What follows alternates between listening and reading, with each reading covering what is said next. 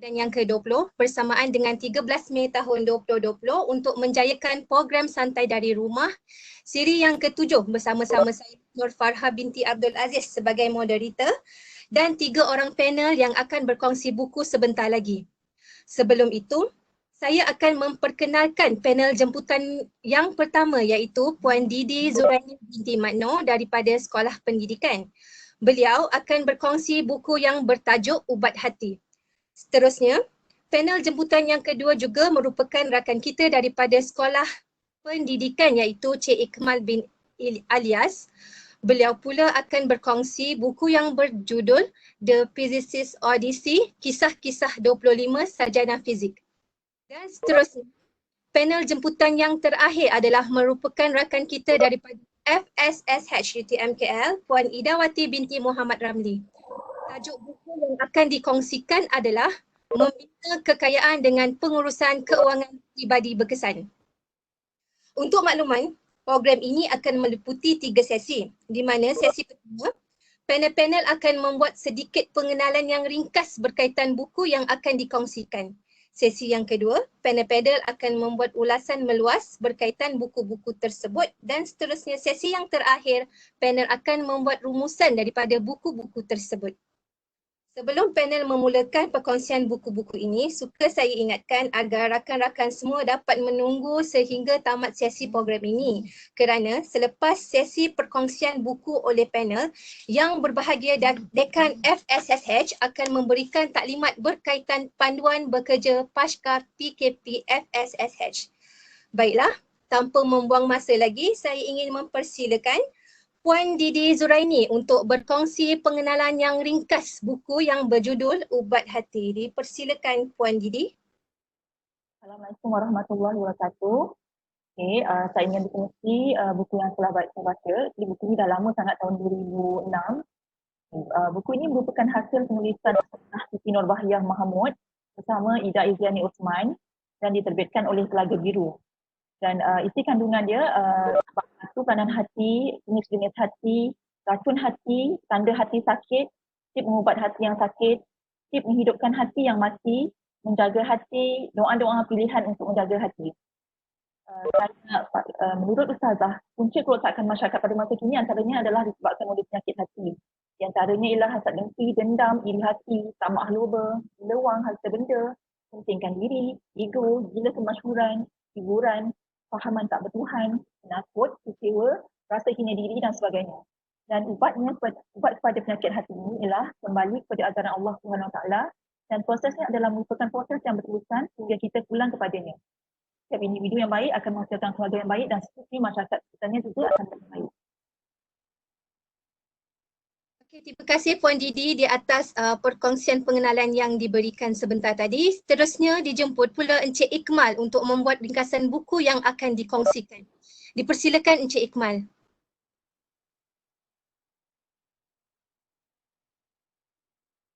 Ikmal. Sekejap, saya share screen. Okay.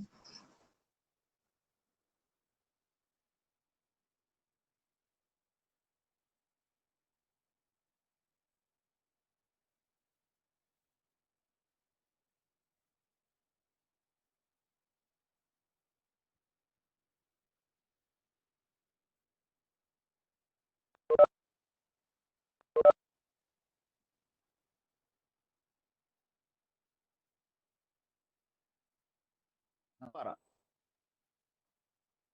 Belum lagi.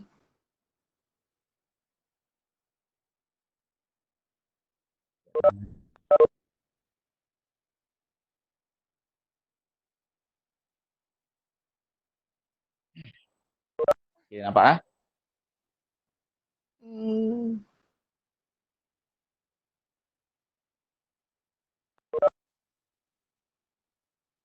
Ada masalah sikit. Okay, boleh nampak slide saya? Nampak. Okay. Assalamualaikum dan selamat pagi. Terima kasih kepada Puan Moderator.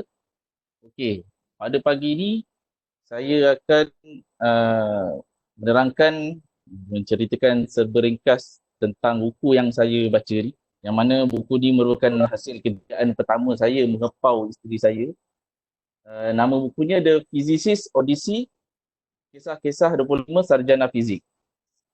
Ditulis oleh dua orang warga tempatan kita, anak muda kita, iaitu Zamir Mohidin dan Musaddiq Jaafar.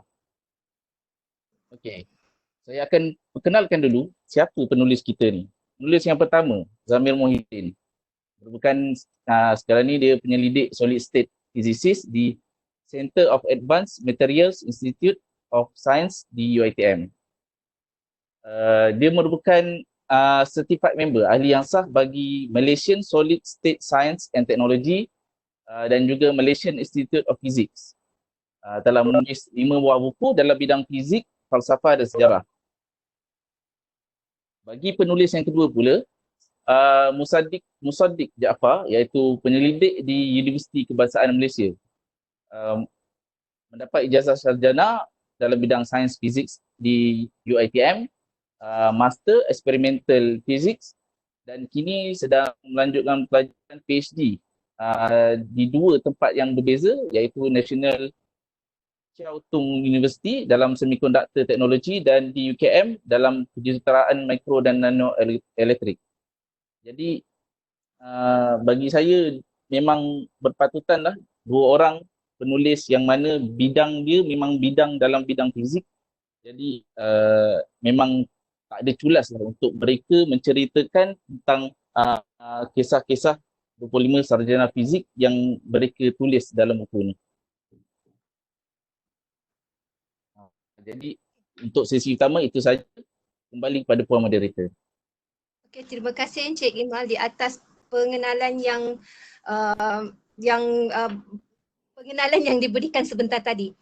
Seterusnya dipersilakan pula Puan Idawati untuk membuat ringkasan buku yang akan disampaikan. Dipersilakan Puan Idawati. Assalamualaikum, salam sejahtera, selamat pagi. Saya Idawati binti Mamat Ramli daripada FSSH UTM Johor. Okey, saya akan buku yang akan saya kupaskan hari ini bertajuk Membina Kekayaan dengan Pengurusan Kewangan Peribadi yang Berkesan. Buku ini ditulis oleh 3 orang pakar, di mana yang pertama adalah Profesor Madya Muhammad Jaiz bin Attan, merupakan seorang pensyarah keuangan di UiTM dan terlibat dalam banyak pembentangan kertas kerja di dalam negara maupun di luar negara. Malah beliau terlibat secara aktif dalam bidang kajian kewangan. Manakala penulis kedua pula adalah Datuk Dr. Haji Muhammad Zamri bin Haji Saleh. Beliau merupakan pakar perundingan keusahawanan. Beliau merupakan ketua pengarah eksekutif UBTC Intelligent Consultant Sdn Bhd. Manakala penulis yang ketiga ialah penulis terakhir adalah Encik Cheng Pon Chen, merupakan pengasas emoney.com dan mempromosikan kepentingan pengurusan kewangan secara atas talian ke seluruh dunia melalui internet. Sekarang beliau menjawat jawatan sebagai pengurus Persatuan Perancangan Kewangan Bijak Malaysia. Buku ini diterbitkan pada tahun 2013, diedarkan oleh Mas Red Sdn Bhd. Harga buku ini RM35 untuk Semenanjung Malaysia dan RM38 untuk Sabah dan Sarawak. Buku ini, tujuan buku ini diterbitkan diterbitkan secara khusus bagi mewujudkan sistem pertahanan kewangan dan perancangan kewangan serta amalannya. Buku ini juga membantu kita memahami faktor corak perbelanjaan seharian kita dan ia juga bertindak sebagai peta pencapaian kebebasan kewangan mengikut acuan dan impian kita sendiri. Saya harap di akhir sesi nanti semua orang boleh dapatkan buku ni sebab buku ni memang bagus. Sekian dari saya untuk sesi yang pertama. Baiklah, terima kasih Puan Idawati pengenalan yang diberikan. Saya rasa pun orang yang tak sabar nak dengar dengan lebih lanjut yang akan dikongsikan panel. Tanpa melengahkan masa, dijemput semula Puan Didi untuk membuat ulasan yang menyeluruh berkaitan buku tersebut. Dipersilakan Puan Didi. Peranan hati. Hati merupakan pencetus kebaikan atau kejahatan yang mana merupakan organ yang mengendalikan semua anggota dalam tubuh badan kita. Seperti mana sabda Rasulullah SAW, sesungguhnya di dalam diri manusia itu ada sekepul daging. Jika daging itu baik, maka baiklah seluruh anggota badannya. Tetapi seandainya daging itu rosak dan kotor, maka kotor dan rosaklah seluruh anggota badannya, dan daging yang dimaksudkan ini adalah hati. Riwayat Bukhari dan Muslim dari Nu'man bin Bashir. Jenis-jenis hati. Kita perlu kenali hati sendiri sebelum berusaha untuk mengubatnya. Ada 3 jenis menurut ulama, iaitu qalbun sahih, iaitu hati yang suci, sihat dan bebas daripada gangguan yang boleh menyebabkan pemiliknya menentang segala larangan Allah Subhanahu Wa Taala. Qalbun mayit berarti hati yang mati. Hati jenis ini tidak mahu menyembah Allah dan Allah juga tidak akan mencintainya. Qalbun marid, iaitu hati yang sakit. Hati jenis ini kadang-kala sihat, tetapi ada ketika lebih mengutamakan dunia. Ikut nafsu, tamak, dengki, takabur, ujub dan riak. Bagi hati qalbun marid ini, ada motivasi untuk mengajak kepada Allah dan Rasul serta mencari kebahagiaan abadi di akhirat, dan hati jenis ini juga bermotivasi untuk menuju kepada kehidupan dan kebahagiaan dunia. Walau bagaimanapun, hati jenis ini akan menurut kepada bisikan yang lebih kuat. Jika pengaruh akhirat kuat, dia akan ikut akhirat. Jika bisikan dunia lebih kuat, maka dia akan mengikut pada dunia. Demikian, hati jenis ini masih boleh diubati kerana berada di peringkat pertengahan. Apa dia racun hati? Penyebab utamanya ialah lidah kita, mata dan perut. Racun yang berpunca dari lidah ialah berlebihan dalam berbicara, mengumpat, memfitnah sesama manusia. Yang berpunca dari mata pula, melihat sesuatu yang haram. Contohnya melihat lelaki dan wanita yang bukan mahram. Racun yang berpunca dari perut, makan dengan banyak hingga menyebabkan rasa mengantuk dan lalai untuk mengingati Allah Subhanahu Wa Taala. Tanda hati itu sakit. Jika marah-marah, baran, riak, menunjuk-nunjukkan diri sama ada dalam beribadat, menderma, memberi sumbangan, berpakaian, cara bercakap, bahil, zalim, hasad dengki, tak puas hati melihat kebahagiaan orang lain, berat untuk melakukan ibadah dan juga sombong. Untuk mengubati hati yang sakit, kita perlulah berbaik sangka sesama manusia. Buang segala perasaan hasad dengki, beri senyuman ikhlas dari hati yang bersih, sentiasa merendah diri, maafkan kesilapan orang lain, ikhlas mengerjakan ibadah dan kebajikan hanya kerana Allah dan mengharapkan keredaannya. Jangan meninggalkan ibadat, sentiasa berzikir, baca Al-Quran dan solat tahajud untuk menyucikan hati. Jika hati yang sakit tidak diubati, hati akan menjadi mati. Tanda hati yang sudah mati ialah menolak kebenaran, mempersedakan hukum, seronok melakukan segala kejahatan, seronok melihat orang lain menderita dan tidak percaya kepada hari akhirat. Dan untuk menghidupkan hati yang sudah mati ini, kita perlu bertaubat, redha dengan apa yang diberikan oleh Allah Subhanahu Wa Taala, perlu hiasi diri dengan sifat malu, rajin berzikir dan baca Al-Quran, sentiasa mengingati mati, menziarahi orang miskin, menziarahi orang sakit, rajin hadir ke majlis-majlis ilmu, sahabat dengan orang-orang soleh, dan sering selawat ke atas junjungan kita Nabi Muhammad SAW.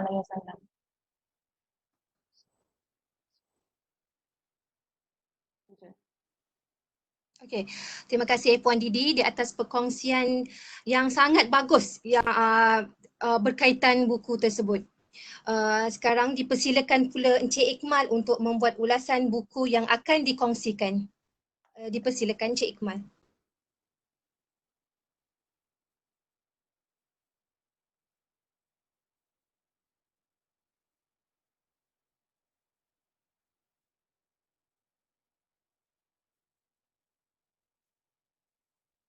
Okay. Terima kasih Puan Moderator. Okay, nampak slide saya? Nampak. Okay, terima kasih. Okay, apa yang ada dalam buku ni yang sampai saya sanggup pau saya untuk dapat buku ni?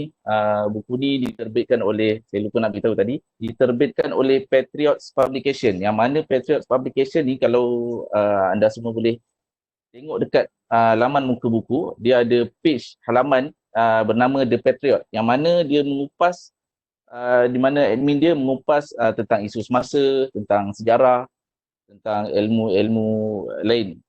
Jadi kalau kepada sesiapa yang berminat untuk membaca penulisan yang mungkin tak berminat nak membaca daripada buku, nak baca daripada Facebook, boleh pergi ke halaman mereka. Okay. Apa yang ada dalam buku ni? Pertamanya, dia mengisahkan tentang riwayat hidup 25 ahli fizik yang masyhur. Kenapa 25? Sedangkan banyak lagi ahli-ahli fizik lain. Bagi kita masyarakat kebanyakan ataupun masyarakat biasa yang tidak biasa dengan ilmu fizik, mungkin kita tak berapa nak kenal dengan nama-nama yang ada. Mungkin ada yang kita kenal. Mungkin kita kenal melalui filem, kita kenal melalui daripada media sosial, kita kenal melalui daripada ilmu yang kita pelajari masa di sekolah, di tempat belajar. Jadi penulis-penulis ni dia memilih antara ahli fizik yang popular yang memberikan sumbangan yang besar. Okay. Yang keduanya, apa yang ada dalam buku ni, kisah-kisah penemuan, tribulasi dan tragedi hidup dalam dunia sains. Walau bijak macam mana pun mereka ni, walaupun banyak sumbangan macam mana pun ni, mereka tetap manusia biasa. Mereka ada kisah duka, kisah suka, mereka ada kepayahan sendiri, mereka ada kesusahan sendiri, macam mana untuk mereka mengembangkan mereka punya idea tu. Jadi buku ni mengisahkan boleh saya katakan 70% kisah-kisah hidup dan falsafah, dan lebih kurang 30% lagi hanyalah berkenaan dengan ilmu fizik itu sendiri. Seterusnya, perkembangan ilmu fizik dari tahun sebelum Masihi. Buku ni dia ada mengenai ahli fizik yang pertama sekali. Maksudnya sebelum ni ahli fizik dia tak dikenali sebagai ahli fizik, dia hanya dikenali sebagai ahli falsafah. Jadi buku ini mengisahkan tentang ahli-ahli fizik daripada tahun sebelum Masihi lagi. Jadi dia akan mengisahkan tentang apa saya nak cakap, dia punya penentuan masa. Maksudnya dari ahli fizik dari masa ke semasa, penyambungan ilmu itu. Okey. Seterusnya, sumbangan serta manfaat ilmu fizik pada kemajuan dunia. Dalam buku ini juga penulis telah menceritakan tentang sumbangan serta manfaat ilmu fizik pada kemajuan dunia. Yang seterusnya, peranan ahli fizik dalam pendidikan dan juga peperangan. Peranan ahli fizik untuk dalam pendidikan dia teramat besar sekali. Sebab fizik ni dia bukan sahaja dari segi, macam ni saya nak cakap, dari segi setakat eksperimental atau empirical punya perkara sahaja yang berkenaan dengan perkara-perkara yang mereka melakukan secara eksperimen, tetapi ia juga melalui teori. Contohnya ilmu matematik, ilmu astronomi. Walaupun ada terdapat dalam buku ini dikatakan pembincangan antara perbezaan antara ahli fizik dan ahli astronomi, namun ianya tetap mempunyai kaitan yang lebih kurang. Dan yang terakhir, apa yang ada dalam buku ini yang boleh saya ringkaskan adalah pengaruh kedudukan dan politik terhadap pendidikan. Dalam buku ini dia mengatakan ahli-ahli fizik ni macam mana kepayahan mereka untuk mendapatkan, untuk menunjukkan sumbangan mereka, untuk menunjukkan idea mereka apabila ada kepincangan terhadap di antara orang-orang yang berkedudukan dan orang politik. Jadi buku ni dia bukan setakat nak cerita tentang apa tu ilmu fizik, apa dia sumbangan mereka, tapi dia juga boleh dikatakan menyeluruh bagi saya. Seterusnya, kalau anda semua boleh tengok, ini inilah dia 25 sarjana fizik yang penulis telah riwayatkan di dalam buku ini. Di antaranya, saya dah letak gambar di situ, di antaranya adalah Alhazen, kalau dipanggil dalam Latin, bahasa Latin Alhazen, ataupun nama sebenarnya adalah Ibnu Al-Haytham. Dia merupakan ahli fizik Islam yang telah dimuatkan kisahnya di dalam buku ini. Dan yang seterusnya yang boleh saya ceritakan adalah Isaac Newton, yang mana kita semua kenal. Dan gambar yang ketiga tu adalah Michael Faraday. Ini antara, kalau anda boleh tengok semua, ini adalah antara nama. Dan menariknya, penulis ada meletakkan seorang ahli fizik wanita, iaitu Marie Curie. Yang mana nama gelaran dia yang dirujuk dalam buku ni adalah The Mother of Science, iaitu The Mother tu kalau saya tengok daripada maksud dia adalah Syahidah. Setiap anda kenal, sebelah ni adalah Albert Einstein. Okay. Dan yang seterusnya adalah Enrico Fermi. Enrico Fermi ni dia, kalau ikut dalam kisah ni, dia ada sumbangan dalam projek Manhattan. Nanti saya akan ceritakan. Dan seterusnya, yang mengikut pada gambar ni, saya tak boleh nak ceritakan satu-satu. Lama nanti. Yang seterusnya adalah Peter Higgs, dan yang terakhir sekali yang telah dimuatkan oleh penulis adalah Stephen Hawking. Okey.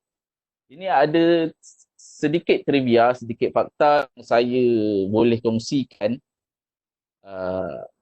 Yang pertama sekali adalah orang pertama yang mewujudkan istilah saintis ialah William Whewell pada tahun 1833. Yang mana istilah fizik saintis ni merupakan satu satira. Satira ni macam sindiran. Tapi akhirnya, sebab sebelum ni ahli fizik ni dia lebih dikenali kepada ahli falsafah. Jadi selepas itu William Whewell mewujudkan istilah saintis sebagai satu bentuk satira. Kemudian ianya semakin serius untuk mengangkat istilah ini. Kedua, tentang penelitian Al-Hazen, iaitu Ibnu Al-Haytham, yang sangat spesifik dalam bidang optik, telah memberikan sumbangan berharga bagi penelitian fizik bidang subatom. Seterusnya, kisah popular Isaac Newton tentang penemuan teori graviti tidak berlaku. Mesti kita semua pernah dengar yang cerita tentang Isaac Newton di mana dia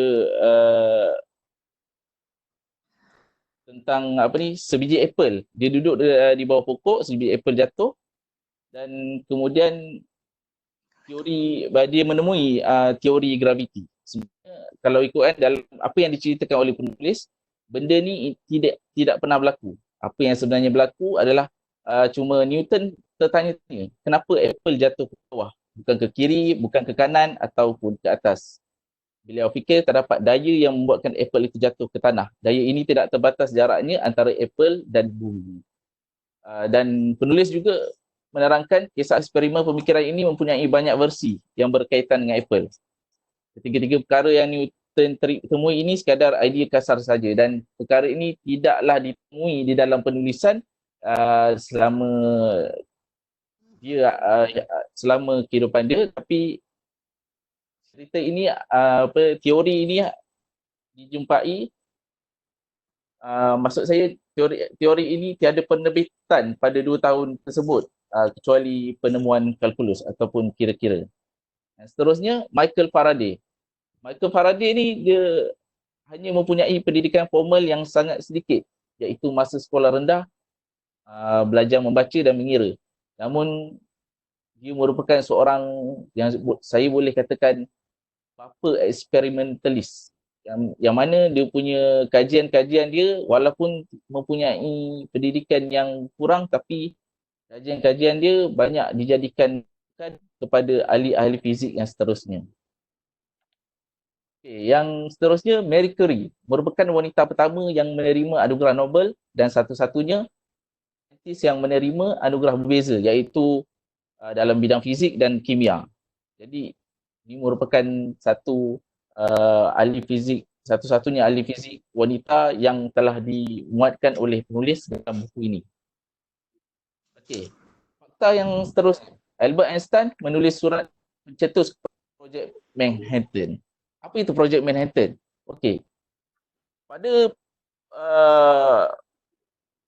Albert Einstein telah mendengar khabar bahawa pihak Jerman pada ketika itu telah mempunyai rancangan projek untuk membina tenaga nuklear. Jadi ini telah menyebabkan Albert Einstein untuk menulis satu surat kepada Presiden United States, Presiden Amerika pada ketika itu untuk pihak Amerika membina atau membuat satu projek tentang tenaga nuklear. Dan ini kerana disebabkan ancaman oleh pihak Jerman pada ketika itu. Namun apa yang boleh saya katakan, sebenarnya Albert Einstein dia agak menyesal sebenarnya, sebab projek Manhattan inilah yang menyebabkan walaupun Jerman tewas pada tahun 1945, tapi projek Manhattan ni telah meragut banyak nyawa, di mana projek Manhattan ni adalah penyebab kepada pengeboman Hiroshima dan Nagasaki di Jepun. Jadi walaupun dalam buku ni penulis menceritakan yang Einstein dia terus percaya, cuba percaya untuk beliau tidak bertanggungjawab, tapi kalau apa yang saya boleh rasakan, ia adalah dia menyesal dengan apa yang dia lakukan. Yang seterusnya adalah Albert Einstein pernah ditawarkan menjadi Presiden Israel. Ini pun mengejutkan juga lah, sebab saya pun bukanlah seorang yang kata bidang terlampau fizik sangat. Jadi bila saya baca buku ni, jadi banyaklah perkara-perkara yang mana membuka minda saya tentang dunia fizik. Dan juga lebih lagi bila tentang sejarah, bila baca tentang falsafah ataupun kisah-kisah hidup mereka, barulah kita tahu yang Albert Einstein ni masa kecil, umur 4 tahun, dia tak boleh bercakap lagi. Masa umur 4 tahun dia boleh bercakap. Kebanyakan yang saya baca, ahli-ahli fizik ni dia lebih kurang anti-sosial. Itu yang pasti. Okey, yang terakhir sekali, fakta yang saya boleh kongsikan adalah Stephen Hawking disahkan mengidap penyakit amyotrophic lateral sclerosis atau penyakit motor neuron, yang mana boleh menyebabkan dia lumpuh, dan memang dia lumpuh. Namun begitu, otak dia masih cerdas. Jadi dalam fakta-fakta ni kita boleh ambil pengajaran. Suka untuk saya katakan fakta yang terakhir tu, yang mana walaupun dalam keadaan kesihatan yang tidak memuaskan macam mana pun, Stephen Hawking dia tetap memberikan sumbangan kepada ilmu fizik itu.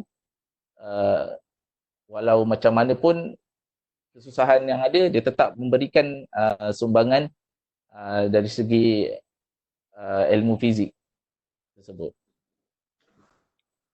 Itu saja saya punya ringkasan kandungan. Kembali kepada Puan Moderator. Okay. Terima kasih. Perkongsian buku yang amat menarik yang disampaikan oleh Cik Ikmal berkaitan 25 sarjana fizik yang sebelum ini pun kita tak pernah nak ambil tahu. Seterusnya, buku yang terakhir yang akan disampaikan oleh Puan Idawati, yang saya rasa ramai yang tak sabar nak dengar yang buku yang akan dikongsikan, iaitu Membina Kekayaan dengan Pengurusan Kewangan Peribadi Berkesan. Dipersilakan Puan Idawati. Terima kasih Puan Moderator. Sebenarnya saya tak adalah nak kupas banyak sangat, saya hanya nak kupas satu bab je. Okey, sekejap ya.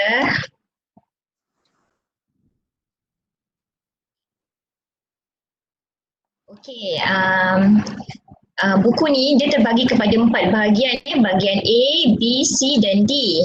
Okey, di mana bahagian A kita ada bab 1 hingga bab 4, bahagian B bab 5 hingga bab 8, bahagian C bab 9 hingga 12 dan bahagian D ada bab 13 dan 15. Tapi yang saya cuba kupaskan adalah bab 10 mengenai tingkah laku boros.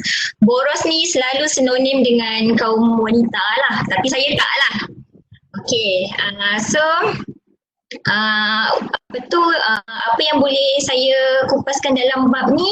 Dalam bab ni dia banyak kaitkan tingkah laku boros, iaitu di mana keperluan atau kehendak yang kita perlukan seharian, dan juga dia berkait rapat dengan teori Maslow.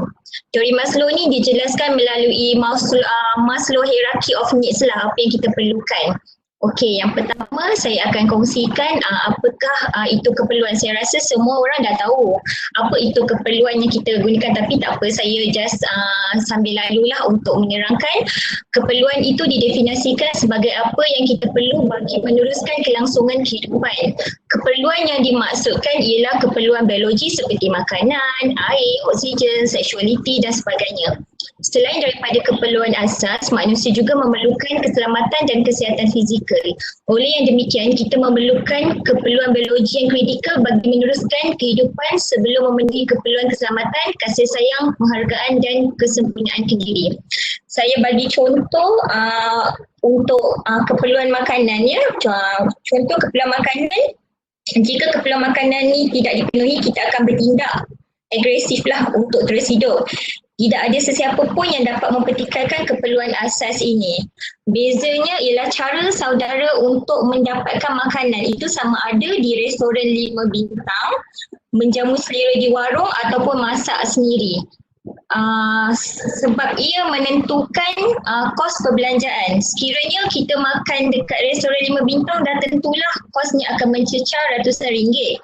Manakala perbelanjaan makan di warung dalam 20 ke 30 ringgit, dan sekiranya kita memasak sendiri kat rumah tak melebihi dalam 8 ringgit, 9 ringgit macam tu. Sebenarnya kita yang menentukan keperluan atau kehendak. Bila kita tak dapat membezakan antara keperluan dengan kehendak, itulah yang jadikan kita ni boros. So sebenarnya kita memang perlu makan, tapi cara bagaimana kita dapat makan tu. So tak perlu nak berbelanja besar untuk makan, masak sendiri pun dah okey. Okey, lepas tu kehendak. Kehendak definisi pula adalah perkara yang diinginkan oleh seseorang bagi memenuhi nafsu, fantasi, keperluan maupun ketenangan jiwa. Kehendak mungkin datang dari pengaruh rakan, persekitaran atau sesuatu peristiwa pengalaman silam. Contoh kita nak pakai kereta. Okey, orang lain pun ada kereta, tapi sebabkan kita ni nak memenuhi kehendak kita ni, kita nak pakai kereta Honda, saya tak ada nak highlightkan apa-apa, ini contoh saja. So sedangkan kita boleh pakai kereta yang lagi rendah bayaran bulanan dia. Dia yang penting dia punya objektif dia adalah ada kenderaan untuk pergi ke tempat kerja. Macam itulah. Okey, dan seterusnya teori Maslow. Teori Maslow kita boleh tengok kepada hierarki yang saya dah buat dekat dalam slide ni, di mana dalam kesusunan keperluan Maslow ini beliau menghasilkan teori yang membezakan keperluan hidup manusia berdasarkan susunan piramid. Setiap manusia mempunyai keperluan yang harus dipenuhi pada setiap peringkat terlebih dahulu sebelum ke satu tingkat yang lebih atas. Seperti yang ditunjukkan dalam gambar rajah ni lah. Yang pertama, kita memang perlukan keperluan fiziologi. Yang kedua, keperluan keselamatan. Lepas tu naik ke atas sikit, keperluan kasih sayang dan sosial. Atas lagi keperluan penghargaan diri, dan atas sekali keperluan pencapaian hasrat diri. Okey. Saya rasa itu je lah yang saya nak sharekan, sebab saya rasa semua benda ni orang-orang dah tahu kan, cuma saya just rumuskan untuk bab keperluan ni je lah. Terima kasih. Okay. Terima kasih pada perkongsian yang berguna yang boleh dipraktik dalam kehidupan kita semua. Dan saya sokong apa yang Puan Ida cadangkan di awal program untuk kita semua mendapatkan buku tersebut. Terusnya, sesi yang terakhir, silakan semula pertama untuk membuat rumusan buku yang telah dikongsikan sebentar tadi. Dipersilakan Puan Didi. Terima kasih Puan Moderator. Hati yang telah diubat dan didudukkan hendaklah dijaga agar tidak kembali sakit. Kehidupan pada hari ini menuntut kita bercampur dan bergaul dengan pelbagai lapisan masyarakat. Sudah tentunya apabila wujud pergaulan sesama manusia pasti melibatkan pelbagai soal hati. Tiga. Hari ini Al-Quran dengan Apabila timbul pelbagai soal hati, maka wujudlah penyakit seperti hasad dengki, dendam kesumat, ujub dan sebagainya. Tak semua kehendak manusia dapat dipenuhi secara keseluruhannya kerana manusia mempunyai batasannya sebagai hamba Allah. Mereka tidak lepas daripada pelbagai kelemahan dan kebincangan hati. Hati manusia juga tidak serupa walaupun bentuknya sama, tapi kehendaknya tidak serupa. Sebab kata patah, rambut sama hitam, hati lain-lain. Bagi mengubat dan menghidupkan hati, kita hendaklah menjauhkan hati daripada segala racun-racun hati yang boleh merosakkan dan membunuh secara senyap tanpa kita sedari. Oleh itu, kita hendaklah sentiasa menjaga lidah apabila berkata-kata kerana lidah itu lebih tajam daripada pedang. Begitu juga halnya dengan menjaga perut yang menjadi punca segala penyakit. Mata juga hendaklah dijaga daripada memandang apa yang tidak sepatutnya. Selain itu, kita perlu memperbanyakkan berdoa agar ditetapkan hati ini. Di antara doa yang dianjurkan ialah Allahumma ya musarrifal qulub, sarif qulubana ala ta'atika. Ya Allah, Tuhan yang menunjukkan hati, tunjukkanlah hati-hati kami kepada jalan ketaatan kepadamu. Sekian saja dan saya untuk hari ini. Terima kasih. Okay, sama-sama. Saya sokong kata-kata sebentar tadi, rambut sama hitam tapi hati lain-lain. Okey, seterusnya dijemput panel yang kedua untuk merumuskan buku yang telah dikongsikan sebentar tadi. Dipersilakan Cik Iqmal.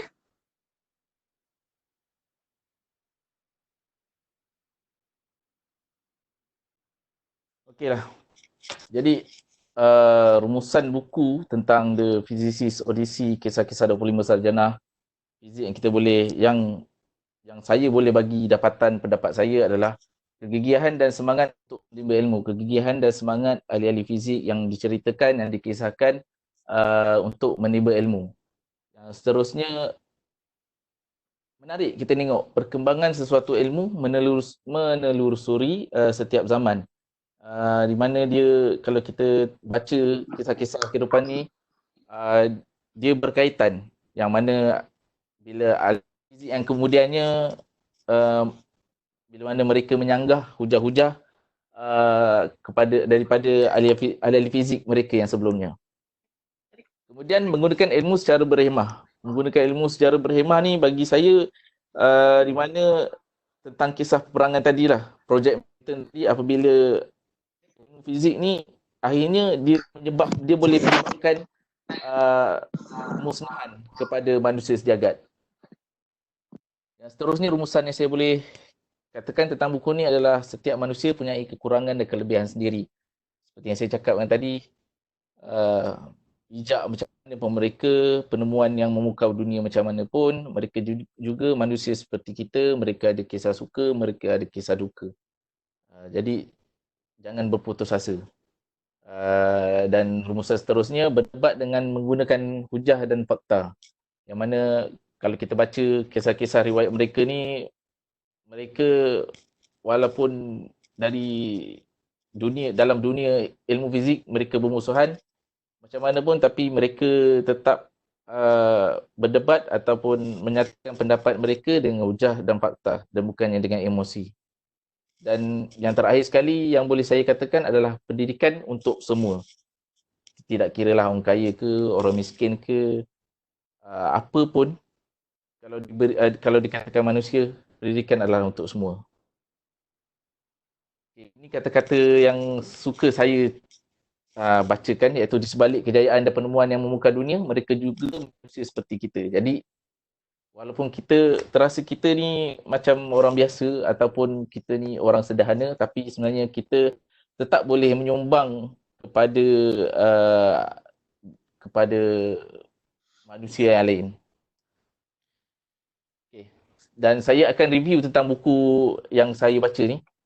Saya bagi 4 bintang. Sebab hasrat penulis untuk merapatkan jurang antara orang awam yang menganggap sains adalah sesuatu yang tidak tercapai oleh akal, bagi saya berjaya. Cuma kurang 1 bintang sebab mungkin sebab penulis menjiwai sangat bidang fizik ni, yang mana bila dia kisahkan tentang ilmu-ilmu fizik ni, kadang-kadang saya pun tak berapa nak faham. Saya kena Google. Jadi itu antara kekurangan dia lah, sebab mungkin mereka terlalu sangat menjiwai bidang fizik ni. Jadi kadang bila mereka tuliskan tentang sumbangan-sumbangan tu, tentang ilmu fizik tu, kadang-kadang tak sampai ke dalam otak saya. Jadi saya terpaksa Google apa benda tu. Jadi itu sahajalah saya punya rumusan, saya punya review untuk buku ni. Jadi kalau boleh bacalah, belilah. Tak dapat beli, pau lah isteri. Sekian, terima kasih. Okay, terima kasih panel. Terima kasih Encik Iqmal di atas rumusan buku tadi. Dan akhir sekali dipersilakan Puan Idawati untuk membuat rumusan buku yang telah dikongsikan tadi. Dipersilakan. Terima kasih. Terima kasih pemoderator. Okey. Ya. Depan. Itulah. Okey. Bukan saya pilih ni. Kesimpulan yang saya dapat setelah saya baca buku ni adalah teori Maslow tu sangat membantu jika betul kita memahami apa yang harus dipenuhi pada setiap peringkat terlebih dahulu dan dapat membezakan antara keperluan dan kehendak, dan dapat mengelakkan kita daripada tingkah laku boros. Berbelanjalah secara bijak. Okey, saya nak share satu peribahasa Jepun yang ada mengatakan, ini dah dalam bahasa Melayu, saya tak cakap lah dalam bahasa Jepun, kan tak faham pula, saya pun tak faham. Okey, mendapatkan wang adalah seperti mengorek lubang dengan sebatang jarum, manakala membelanjakannya adalah seperti air meresap ke dalam pasir. Maksudnya ialah mencari rezeki atau memperolehi pendapatan itu sesuatu yang pahit, tetapi membelanjakannya adalah mudah. So saya harap dengan berakhirnya sesi ni, saya harap sangat yang kawan-kawan semua boleh cari buku ni. Buku ni sangat best dan dapat membantu, walaupun tak banyak tapi dia dapat membantu dalam kita menguruskan kita punya keuangan. Akhir sekali, terima kasih kepada pihak pengurusan FSSH sebab memberi peluang saya untuk dalam program santai di rumah. Terima kasih. From KL with love. Okey, saya nak ucapkan terima kasih ketiga-tiga panel atas perkongsian buku yang sangat menarik, saya rasa. Alhamdulillah, selesai sesi perkongsian buku yang sangat bermanfaat daripada ketiga-tiga panel kepada kita semua. Walaupun ringkas, tapi ilmu yang kita perolehi hari ini sangat berguna. Yang mana saya rasa kalau kita nak baca 3 buku dalam satu hari pun memang, kalau saya memang tak boleh lah rasanya kan. Okey, kejap ya, kalau nak terus ke masih ada masa lagi. Saya rasa dekan pun tak masuk lagi. Dan saya buka kepada kawan-kawan, rakan-rakan semua yang ada soalan untuk bertanya kepada ahli panel.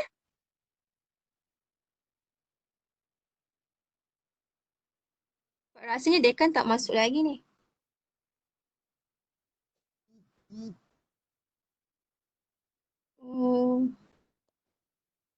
Kalau tak ada, ahli panel ada apa-apa ke nak cakap sebelum kita teruskan program ni, taklimat daripada dekan?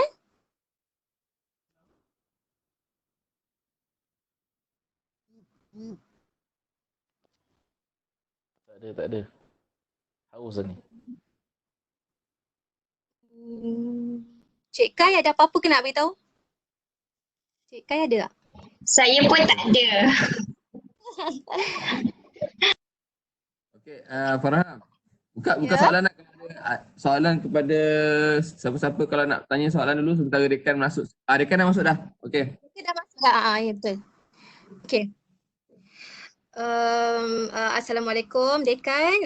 Tanpa membuang masa lagi, saya dengan hormatnya ingin mempersilakan yang berbahagia Dekan FSSH untuk memberikan taklimat berkaitan panduan bekerja pasca PKP FSSH. Dipersilakan yang berbahagia Dekan. Bismillahirrahmanirrahim. Assalamualaikum. Terima kasih Farha. Farha dah macam suara MC UTM je. Boleh jadi MC UTM ni. Cik Kai boleh bagi training ni. Hantar ke UTM untuk training sebagai MC. Pertamanya terima kasih kepada semua yang terlibat dalam program santai bekerja dari rumah.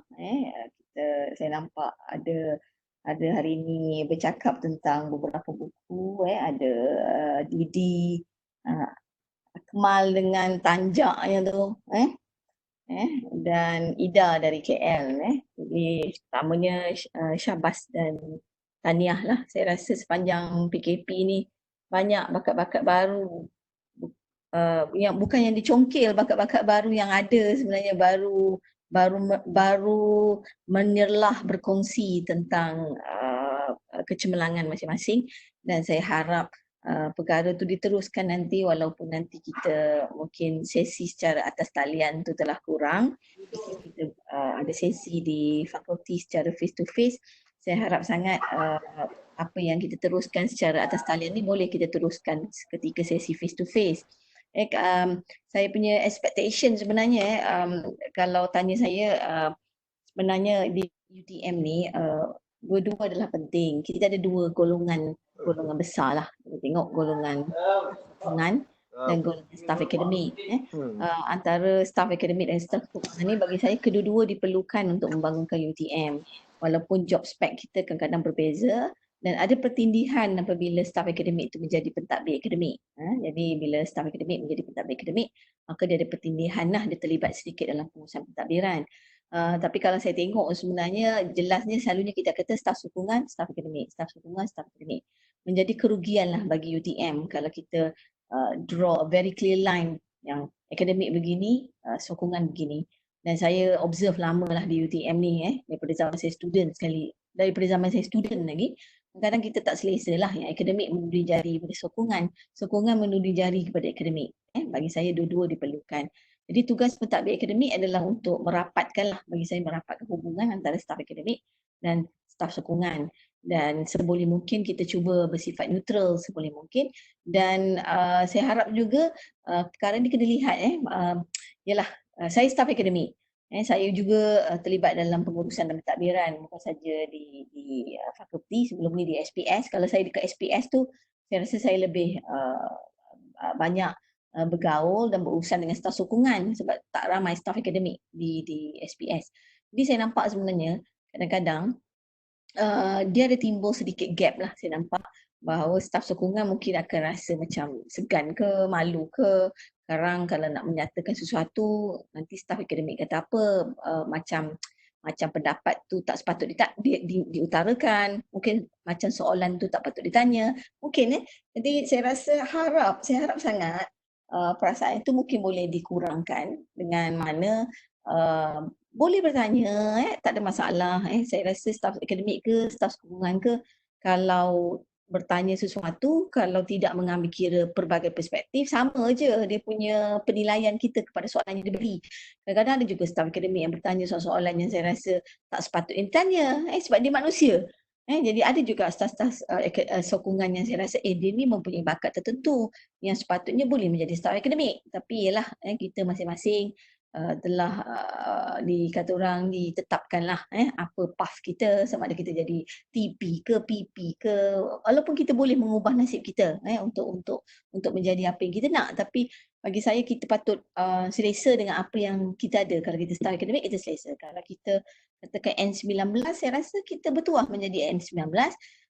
Jangan persoalkan. Kadang-kadang saya rasa kita tak persoalkanlah yang staf akademik gaji lebih tinggi, staf sokongan gaji lebih rendah.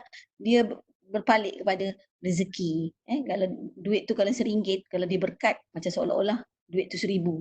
Duit tu RM1,000, kalau dia tak berkat RM1 pun tak merasa. Jadi saya rasa this is where adilnya saya rasalah dalam kehidupan. Dan sebenarnya kalau tengok saya bercakap dari segi perspektif staf akademik, kadang-kadang dugaan juga kepada staf akademik ni, dugaan juga bersendiri nampak saja macam yalah seorang yang ada PhD, seorang profesor madya, tapi kadang-kadang bercakap macam tak melambangkan level dia profesor madya. Jadi benda-benda ni semuanya dugaan. Saya rasa dugaan pada individu tersebut, bukan pada jawatan tu. Bagi saya pada individu tersebut. Jadi tak kisah dia staf akademik ke, staf sokongan ke, saya rasa kedua-dua perlu menonjol, perlu menyumbang dalam area masing-masing. Dan saya harap apa yang telah dibuat oleh staf sokongan melalui aktiviti santai di rumah, berkongsi buku, boleh diteruskan. Dan saya nampak juga kadang-kadang sesi santai ni ada juga staf akademik yang join. Saya nampak ada juga yang join. Saya tengok Prof Syukri pernah masuk. mendengar dan sebagainya. Jadi saya rasa jangan rasa macam segan ke apa. Teruskan, even Dr. Siti Suhaila pun ada dalam ni, saya nampak. Jadi teruskan sebab respect tu perlu ada. Bagi saya respect tu bukan kerana dia staf akademik, staf sokongan. Respect tu atas dasar kita respect kepada semua manusia yang ada. Tak kira lah mereka tu apa. Jadi dari something yang saya nampak kadang-kadang staf akademik merasakan staf sokongan, ialah staf sokongan agak segan, tidak mahu menonjol. Tapi kita mengharapkan you all menonjol. Bagi saya itu yang kita harapkan supaya kita bekerjasama di Fakulti Sains Sosial bersama-sama untuk kita membangunkan fakulti, khususnya bersama-sama kita membangunkan UTM AMnya. Jadi both of us have to work together dan rugi, macam saya katalah, kerugian bagi UTM kalau kita tak bekerja. Jadi saya harap teruskan aktiviti ni, ketika walaupun nanti kita telah selesai PKPB secara face to face, dan utarakanlah pendapat bagi saya ketika mungkin kita ada meeting antara staf akademik dan staf sokongan, sebab keperluan kita, perspektif kita berbeza. Bagi staf akademik mungkin keperluan itu tidak penting, tapi bagi staf sokongan keperluan itu penting. Dia ada way around juga berlaku. Jadi saya harap teruskan keberanian tu. Saya nampak tadi bakat-bakat, bukan bakat terpendam ni, saya rasa bakat yang tak berpeluang untuk digunakan sepanjang atas talian ni, sepanjang kita PKPB ni. Saya nampak bakat-bakat tu memang terselah lah. Sebab apa, kita dulu pun semua sekolah kan, di sekolah kita masuk pidato, masuk apa, tak kisahlah kita staf akademik ke staf sokongan. Saya yakin di dalam grup-grup yang ada pada hari ini ada yang mungkin pemenang pidato, berdebat dan sebagainya. Cuma rezeki kita berbeza-beza, path kita berbeza-beza, itu ketentuan Allah. Kita sepatutnya bersyukur dengan apa yang kita ada. Okey, itu sebagai panjang pula mukadimah saya. Okey, tak apa, sebelum pukul 10 memang saya kena keluar, saya ada meeting. Okay. So, yang saya nak pertekankan hari ini adalah kalau semua dapat lihat, Pejabat Pendaftar telah mengeluarkan satu panduan bagaimana untuk PKP bekerja sepanjang PKPB, dan daripada apa yang telah dikeluarkan Pejabat Pendaftar, Fakulti Sains Sosial dan Kemanusiaan telah mengeluarkan sedikit panduan bekerja bagi staf-staf sokongan dan staf akademik di KL dan JB. Kalau kita tengok ada 4 fasa yang telah ditetapkan. Fasa 1 adalah pada Mei, bermula pada hari ini, 13 Mei hingga Julai, yang mana pada 13 hingga 31 Mei. Mei ni ada 31 Cik guys. Ada 1, 2, 3, 4, 5. Sorry. Sampai 31 Mei. Itu pada ketika itu dibenarkan 30% sahaja staf di sesuatu unit itu berada secara fizikal di fakulti. Pada 1 hingga 30 Jun meningkat sedikit kepada 40%, dan pada 1 hingga 31 Julai meningkat kepada 50%. Itu fasa 1. Fasa 2 iaitu Ogos dan Oktober. Di situ kita masih lagi menggunakan konsep work from home. 50% staf hadir di pejabat. Kemudian pada fasa 3, November hingga Disember, kita teruskan juga work from home, yang mana 70 hingga 100% staf boleh hadir ke pejabat. Itu yang ditetapkan oleh Pejabat Pendaftar. Dan mulai Januari 2021, iaitu tahun depan, dijangkakan semua 100% staf akan kembali ke pejabat. Walaupun ini ditetapkan oleh UTM, tapi kita kena faham, kita kena dengarlah yang berhormat Perdana Menteri kita untuk mengumumkan dari semasa ke semasa. Sebab apa? Pengumuman kerajaan akan mengubah, secara terlangsung akan mengubah pekeliling pejabat pendaftar ini. Jadi kalau nanti selepas 9 Jun ataupun masa ucapan sambutan Aidilfitri nanti, kalau ada yang berhormat Perdana Menteri kita mengumumkan sesuatu yang berlainan, maka akan berubah jugalah perancangan pejabat pendaftar. Semalam saya dapat maklumat lah off record bagi siapa-siapa yang ada anak-anak lah. Sekolah bila buka, memang betul Julai ni akan buka sekolah kelas peperiksaan, which is actually tingkatan 5 yang akan buka untuk peperiksaan.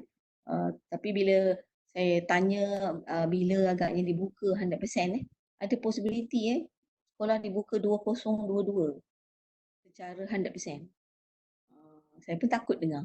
Tapi itulah cara pencegahan untuk kita sama-sama bebas dengan COVID-19 ini.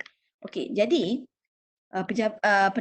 timbalan pendaftar kita bersama dengan pentadbiran fakulti telah menyusun jadual secara umum bagi staf sokongan bila perlu datang ke office, bila bekerja dari rumah.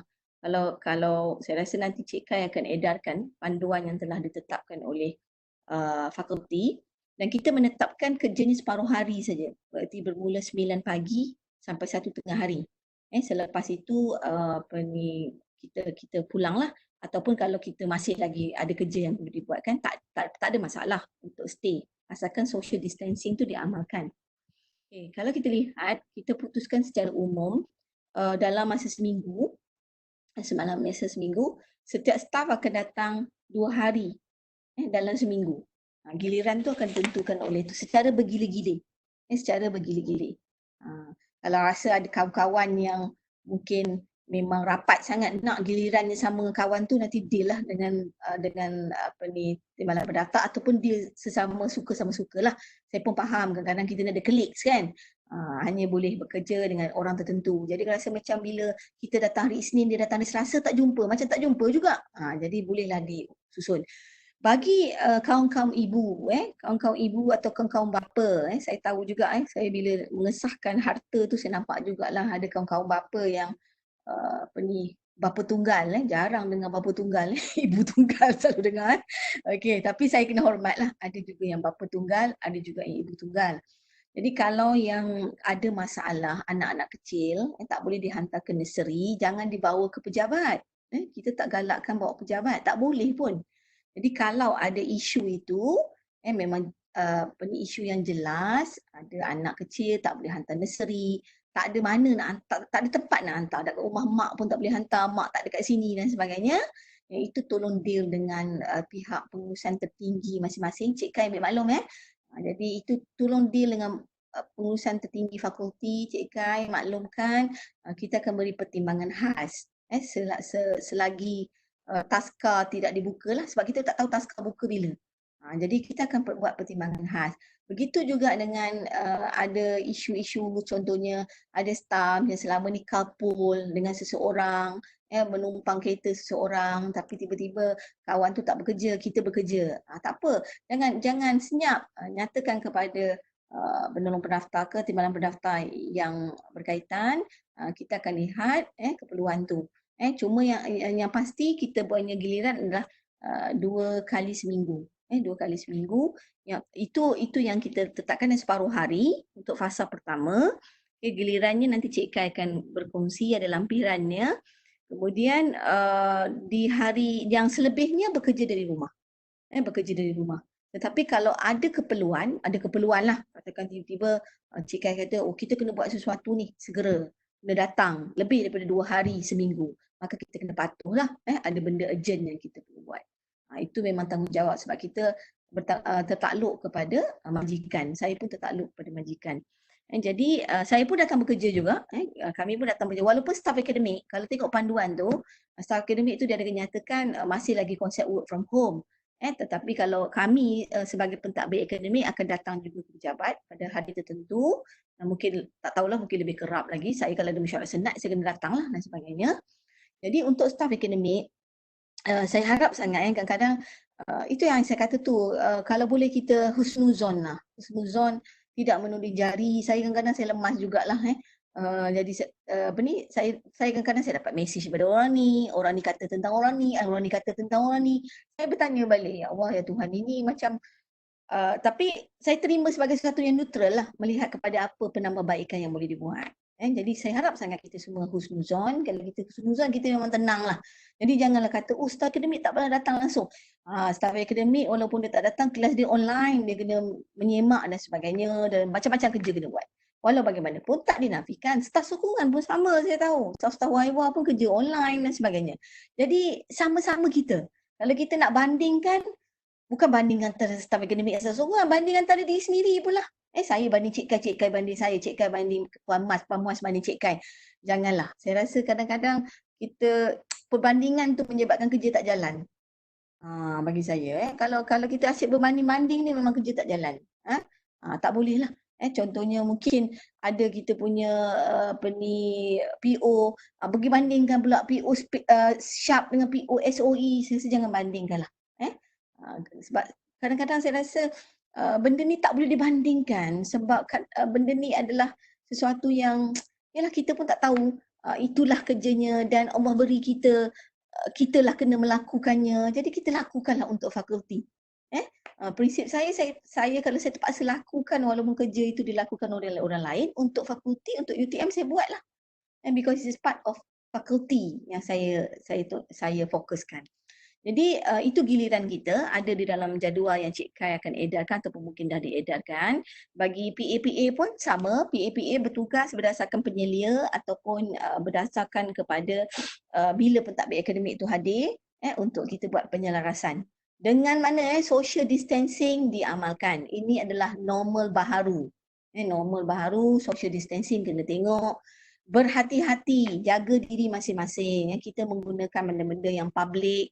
Contohnya kalau guna toilet, lepas keluar toilet, pastikan cuci tangan. Sebab kita tak tahu siapa yang masuk toilet. Kena faham. Pergi solat di surau, di mana, bawalah sejadah masing-masing. Sebab kita tak tahu tempat yang kita sujud tu, kalau ada disujud oleh orang yang mungkin ada positif COVID, maka kita akan dapat. Jadi saya harap sangat bawalah sejadah kecil tu di mana-mana, beringat. Jadi bawa untuk kita sahaja pakai. Itu kena faham bagi saya. Kalau berasa balik dari office tu, ada anak-anak kecil, berwaspada, balik terus je mandi. Jadi benda tu jaga diri masing-masing sebab UTM memang kawasan hijau sekarang ni. Kalau kita tengok memang dari sehari ke sehari, setiap hari HK mengumumkan UTM kawasan hijau. Tapi kita tak tahu sebenarnya siapa yang masuk UTM. Kita tak tahu. Jadi kita kena berwaspada. Ataupun kita tak dapat kat UTM sebenarnya. Kita berlega-lega kat Taman U. Dapat dekat pintu kaca KFC.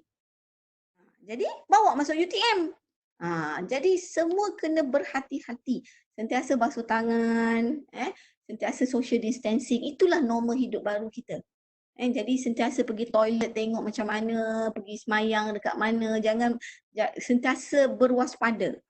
Berwaspada untuk mencegah benda tu. Dan kita akan tengok dari semasa ke semasa, kalau keadaan PKPB ni menyebabkan sesuatu zon yang hijau menjadi merah, memang dia akan jadi PKP balik ataupun kita tak nak PKPD. Jadi kita sama-sama melihat perkara tu untuk kita mencegah. Sebab sekarang ni dah macam-macam virus tu, kita pun tak tahu. Kita harap dan nanti Cik Kai pun ada prosedur dia dan sebagainya. Saya rasa office kita sebab fakulti kita hari tu dah buat pun pembersihan. Tetapi kita amalkan jugalah mana bahagian-bahagian tertentu, especially counter tu, kita spray ke setiap pagi, kita tak tahu bila kita dah mula beroperasi. So masing-masing saya harap sangat berwaspada, menjaga diri masing-masing, because bila kita jaga diri kita, maka kita akan menjaga orang lain. Jadi begitu juga kalau kita keluar, pergi JASCO, pergi mana dan sebagainya. Jadi tu. Kalau sekejap, saya dah kena panggil meeting sekejap. Hello Datuk, sekejap Datuk. Ada taklimat sekejap untuk staff 2 minit Datuk, nanti saya masuk. Okey. Okey Datuk. Okey. Salam. Saya dah kena panggil meeting dah. Okey. Jadi saya rasa itu giliran dia.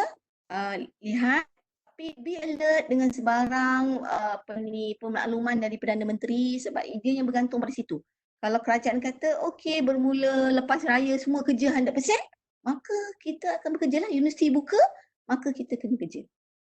Jadi pejabat pendaftar dah buat keadaan yang terbaik, mengeluarkan satu jadual begitu dan fakulti mengeluarkan giliran. Dan saya harap sangat kadang-kadang jangan bandingkan. Jangan bandingkan ada fakulti tak buat giliran. Tak buka langsung. Saya harap jangan kita bandingkan. Sebab macam universiti jugalah. Sekarang ada beberapa universiti baru nak buka. Tak apa, kita langsaikan kerja kita mana yang kita tertunda sepanjang PKB ni, yang kerja-kerja fizikal tu, kita langsaikan dulu 4 jam yang kita datang ke office tu. Kita akan tengok, ini adalah fasa 1 sampai Jun. Nanti kalau kita rasa keadaan bertambah teruk, kita akan balik kerja kat rumah. Jadi kita kena be alert macam ni. Saya harap sangat jangan membandingkan, nanti kata, engineering tak kerja pun Prof. Tak apa, saya rasa good exercise juga. Saya dah 2 hari lalu saya datang office meeting, saya rasa segar badan sedikit. daripada duduk di rumah saja. Jadi kita lihat bersama, dan kalau waktu giliran tu di office maka kena punch in di office lah. Kalau rasa tak sihat, tak payahlah pula cuti, kerjalah dari rumah. Cuti tak on tau waktu keadaan begini, kecuali nanti raya lah. Raya saya rasa kena cuti lah kot, sebab memang kita tak pergi. Kalau lebih dari 2 hari kita nak cuti, ada possibility kita mohon cuti pada raya ke-3, 4 dan sebagainya. Jadi kena faham lah. Raya memang kena mohon cuti. Raya kena mohon cuti, kena faham. Sebab kita memang bercuti. Takkan orang nak panggil waktu raya, kecuali you kata, oh saya kerja Prof raya ke-3, tak apa panggil saya. Tak apa. Tapi saya nampak, saya pun dapat rasa raya ke-3 saya pun akan cuti kot. Jadi raya pertama, 2 memang cuti, raya 3, 4, 5 kalau rasa nak bercuti, memang tak mau diganggu, cutilah, mohon cuti. Tapi sekarang tak. Sekarang kalau katakanlah rasa ada masalah, tak bolehlah sesema. Kalau rasa sesema apa, jangan datang office, tapi jujur sendirilah, jangan asyik sesema je. Jadi kalau sesema batuk ke macam mana ke, beritahu. Cik Kai, saya kerja di rumah. Esok tu, katakan esok tu sepatut kerja di rumah, tapi hari ni kerja office, tapi hari ni tak sihat, kerjalah dekat rumah. Esok datang office. Macam tu. Jadi kita dah semua dewasa, saya rasa pandai kita mengurus. Fakulti mempunyai konsep bersangka baik dengan semua orang. Kita tak ada kata semua ngular ke apa ke dan sebagainya. Pandai-pandailah sendiri, jawab sendirilah kalau ada kita ngular ke tidak. Jadi kita lihat sebab apa, masing-masing dapat rezeki masing-masing, dapat gaji masing-masing. Halal ke tidak gaji masing-masing itu urusan dengan Allah. Bukan urusan dengan fakulti. Fakulti assume kerja selesai. Itu saja. Saya harap sangat selesai. Dan Cik Kai ambil peluang jugalah 4 jam secara fizikal ke office bermula minggu depan kan Cik Kai? Kita mula minggu depan Ke dah mula ini? Kalau start hari ni, siapa yang ke office tu, mulalah melihat kerja-kerja yang perlu di-scan, dijadikan soft copy sebab nak ada buat kat rumah. Saya nampak seminggu pertama ni tu yang perlu buat dulu. Ini tak boleh buat, benda dekat office hard copy. Ini tak boleh buat, benda hard copy di office. Buat scan semua supaya benda tu boleh dibuat dari rumah. Jadi itu jelas.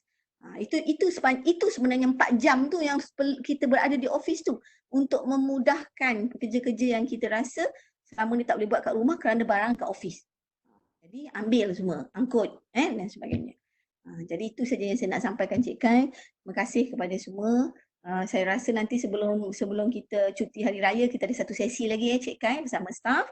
Saya pun kena ada meeting satu lagi dah manggil saya. Terima kasih kepada semua. Teruskan macam saya kata tadi, teruskan aktiviti ni. Tak kira lah PKP ke apa. Saya rasa bolehlah diteruskan untuk kita berkongsi dan juga memantapkan bakat-bakat yang ada. Saya rasa itu saja. Saya akhiri dengan wabillahi taufiq wal hidayah. Wassalamualaikum warahmatullahi wabarakatuh. Saya mohon maaf kalau ada terlanjur kata, ada siapa yang terasa saya tak bermaksud apa-apa. So assalamualaikum Cik Kai dan semua. Salam bro. Terima kasih banyak bro. Sama. Waalaikumsalam Prof. Terima kasih yang berbahagia atas taklimat yang telah disampaikan sebentar tadi. InsyaAllah kami semua akan ingat dan praktikan segala pesanan yang telah disampaikan untuk sentiasa berwaspada dalam perbuatan kita dalam kehidupan seharian untuk mencegah penularan wabak COVID ni. Seterusnya saya buka kepada siapa-siapa yang ada nak cakap ke ataupun Cik Kai ke? Sebelum saya menutup program. Saya cakap sekejap. Warahmatullahi wabarakatuh. Sebelum kita tutup ni, saya maklumkan kita akan keluarkan sekejap lagi panduan daripada panduan tambahan lah. Maknanya daripada panduan yang UTM keluarkan, kita ada satu panduan daripada fakulti berkaitan dengan tugasan tugasan dan tempoh bekerja. Macam dekat dah setuju tadi, untuk kita ni kita akan mula pukul 9 pagi sampai pukul 1. Mungkin ada fakulti yang ataupun PTJ lain start pukul 8 dan habis pukul 12. Jadi kita nak fleksibel sikit, kita bagi pukul 9 supaya kita tak pack di depan pengawal. Dia akan setuju. Dan persetujuan kita juga untuk 4 jam saja dan minimum max hari bertugas di pejabat pun 2 hari saja. Tapi itu bergantung pada giliran-giliran yang telah semua PP dan juga pegawai uruskan. Saya rasa semua dah sampai jadualnya. Saya akan email sekejap lagi dia punya panduan di peringkat fakulti. Yang penting ialah ketika berada di fakulti atau masuk pejabat, tolong jaga keselamatan dan kesihatan masing-masing. Kita dah sediakan hand sanitizer, sentiasa basuh tangan, jangan jaga kita punya social distancing, maknanya distancing, penjarakan sosial kita. Kita dah tanda semua tanda-tanda 1 meter dalam di kawasan kaunter dan sebagainya. Semua tim-tim teknikal dah buat benda tu. Jadi kita patutlah, kalau ada orang luar datang pejabat, contohnya ketika kita bertugas, pastikan kita tembak. Kalau perlu, maknanya masuk pejabat lah, kita ada penyukat suhu kan.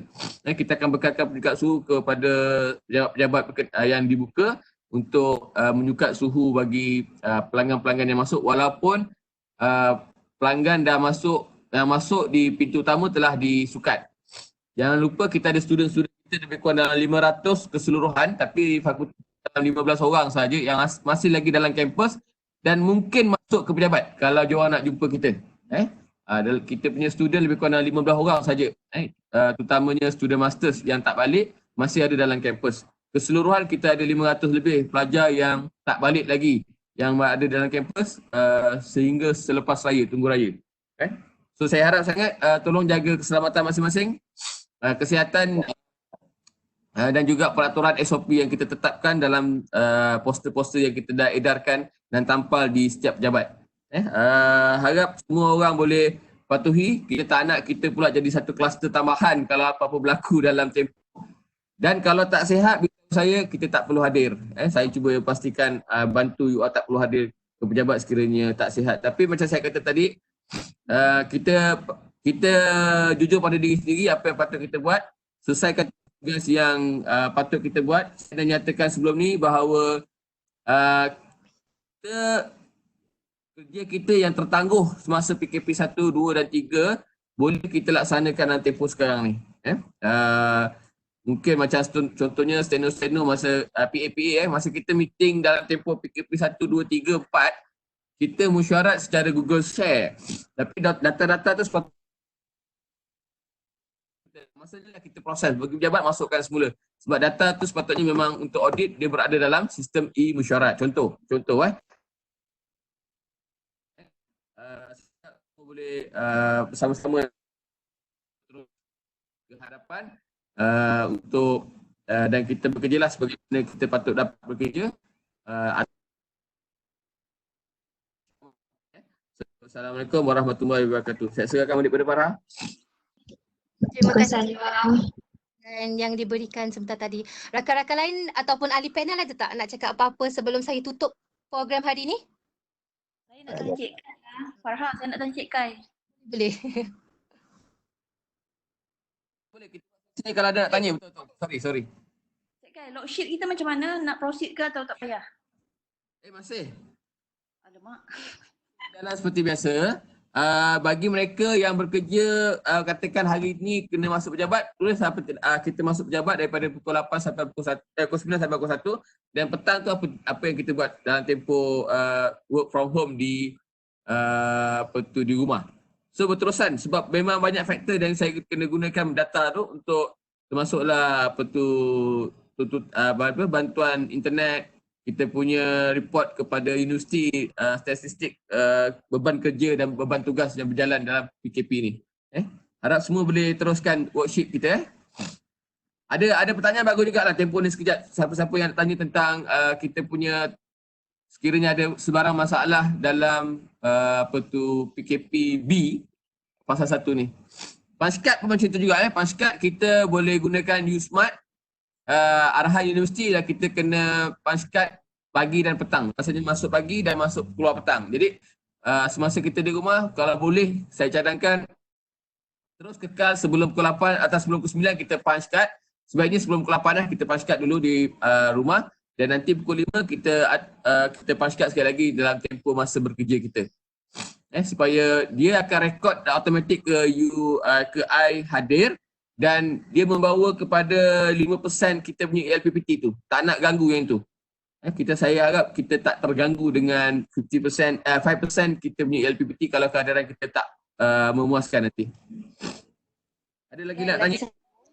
Lagi satu hand sanitizer dengan penyungkat suhu ni selain dekat pejabat, dekat makmal bengkel semua ada tak bekalkan? Makmal bengkel saya tak bekalkan sebab memang sepatutnya tidak ada tetamu datang ke makmal dan bengkel. Jadual yang Dr. Kamarul bagi ialah mereka akan menguruskan perkara-perkara inventory, penyemakan mesin dan juga servis mesin-mesin yang pula tak ada komunikasi ataupun tidak ada sebarang kontak dengan Allah di makmal dan bengkel sepatutnya.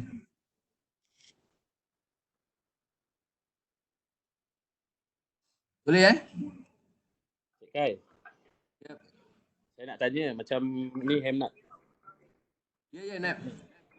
Kan macam TD People punya program banyak pada Selasa petang ataupun pada selalunya pada petang. Kalau ada hari yang saya nak stay di office pada belah petang, macam mana? Boleh. Kan faham. Bila Hem ada di pejabat, maknanya nak stay petang supaya boleh gunakan sudah di pejabat Betul. Kan dia punya online program dan sebagainya, kita benarkan. Okay. Cuma maknanya itulah jaga keselamatan dan kita punya penjarakan sosial kita lah, kebersihan dan sebagainya. Baik cik. Lepas tu lagi satu ada orang tanya, dress code masuk office ni masih macam biasa ke? Santai-santai ke? Macam mana ke? Bukanlah santai sangat tapi tidaklah formal tetapi casual lah. Maknanya jangan sampai pakai selipar lah pergi office. Jangan teruk sangat lah, tapi kita masih bekerja yang sesuai lah insyaAllah, yang sesuai. Okay, baik. Terima kasih. Ada lagi ke? Ada lagi tak ambil peluang ni untuk kita bincang. Untuk makluman semua, pentadbir akademik dan juga pentadbir fakulti akan ada untuk dapat tantangan dan sebagainya. Kami semua ada di pejabat pada setiap hari Isnin dan Rabu. Setiap hari Isnin dan Rabu semua pentadbir akademik dan juga pentadbir PP dan TP termasuk dengan PIT, kita semua akan berada di pejabat insyaAllah kalau tak ada apa-apa masalah kesihatan. Jadi pada ketika kami berada ni di pejabat, kalau perlukan surat perlukan tanda tangan dan sebagainya, dokumen bolehlah berurusan di pejabat masing-masing lah. Saya. Jangan lupa mohon untuk staff. Macam saya maklumkan tadi, cuti raya kena mohon Cuti raya kena mohon, kecuali kalau kita nak hari raya ketiga tu kita nak kerja kan, ataupun kita nak dihubungi oleh pegawai, sanggup dihubungi pegawai, kita tak payahlah cuti. Tapi saya nasihatkan kita hari raya ketiga tu paling tidak pun 3 dan 4 tu kita cutilah. Sebab hari raya 1, 2 memang dah diberi cuti. Sekurang-kurangnya pegawai maklum, kecuali emergency kita kontak jugalah walaupun sedang bercuti. Tapi kalau dah ambil cuti, kita susun supaya kita tak ganggu you all pun untuk tempoh bercuti tu. Walaupun raya tahun ni kita tak ke mana-mana, jiran sebelah rumah saja boleh pergi katanya. Tapi kita pun nak berehat bersama keluarga kan, untuk hari raya ni. Jadi kita sebaiknya kita mohon cuti lah untuk kita tidak di apa-apa yang berkaitan. Kalau tak nanti kita kena punch pagi, kita kena punch out keluar petang.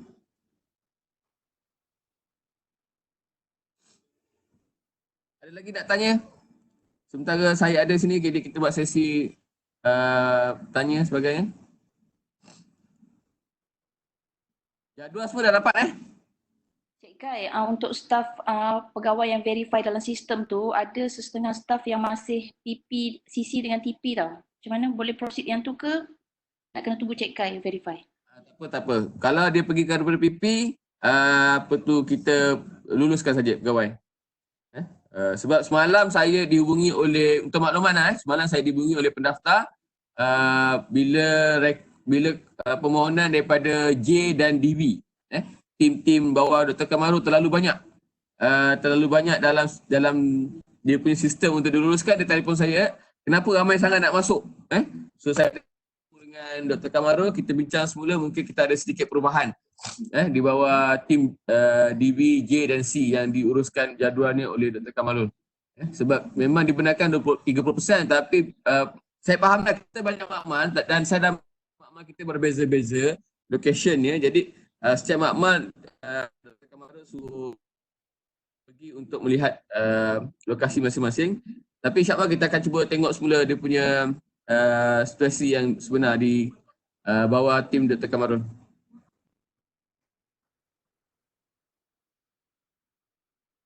Bos, kalau tak nak cuti, kalau tetap tak nak cuti juga, rugilah. Tak nak cuti tak apalah, nanti saya suruhlah dekan datang cari. Kalau tak cuti kena kerja lah. Tak ada sebab yang kerja hari Isnin untunglah. Saya kerja hari Rabu. Kenapa? Kena datang office lah kerja. Bawa kuih raya sekali. Apa, jangan kau compare kan. Jangan kau compare. Itu rezeki masing-masing. Rugi satu dua hari je. Apalah biar negeri.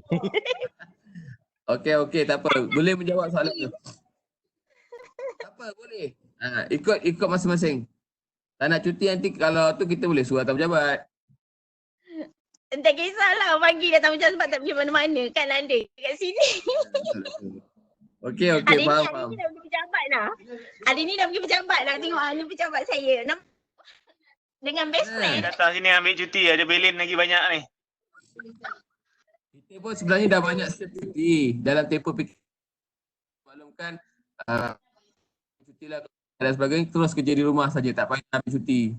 Yang maknanya kita masih boleh bekerja dan daripada rumah dan teruskan bekerja. Tak perlu ambil MC ataupun perlu cuti. Kita tak.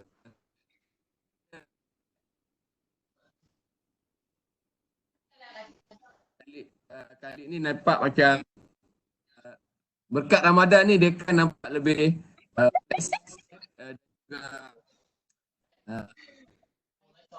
dia tu tinggilah. Alhamdulillah. Itu memang ada banyak juga yang dia fikir, saya pula lebih-lebih daripada apa yang dia fikir. Jadi nampak okey lah. Alhamdulillah kita berkat Ramadan ni. InsyaAllah. Kita bantulah dekan dan juga syukur, alhamdulillah. Ada lagi apa nak tanya?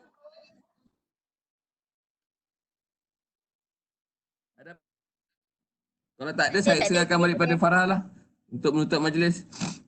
Ada bos, ada. Okey, Farah.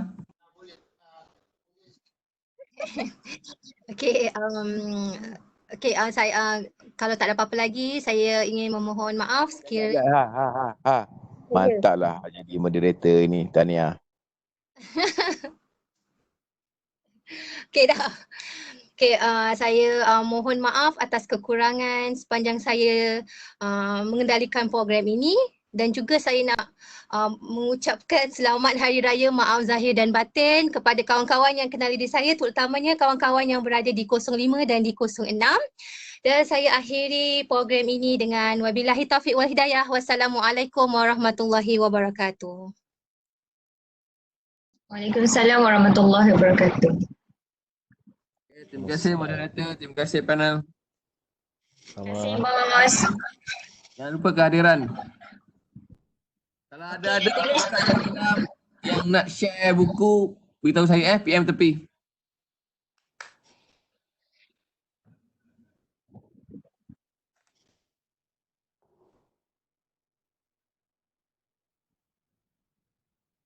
Lepas ni boleh buat sesi ucapan raya di perantauan.